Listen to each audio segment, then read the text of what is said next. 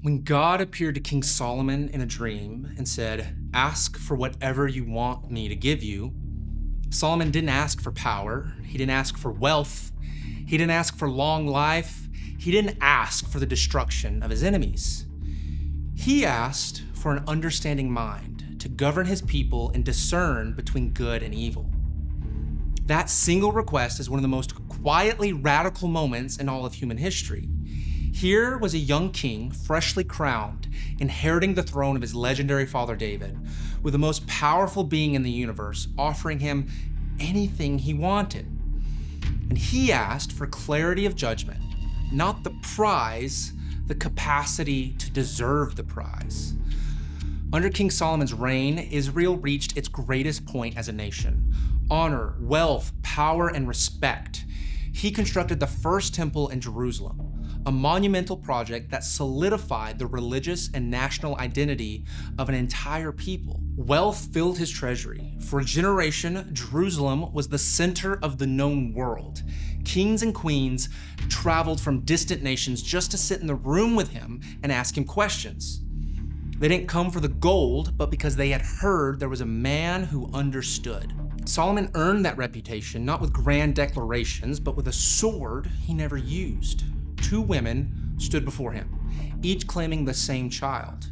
He called for a sword and ordered the child to be divided in two. Knowing that the true mother would rather surrender her child than see it destroyed, one woman went silent, the other cried out. But Solomon already knew which one would. It's not a legal trick.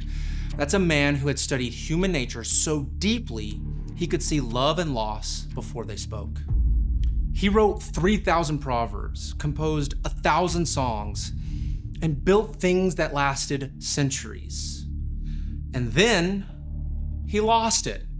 Over his 40-year reign, Solomon did many great things, but he succumbed to the temptations of lesser men.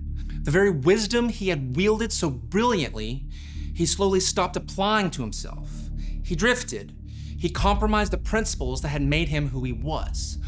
Most of what Solomon built over 40 years was dispersed within a few years of his death. That is the part of Solomon's story we forget.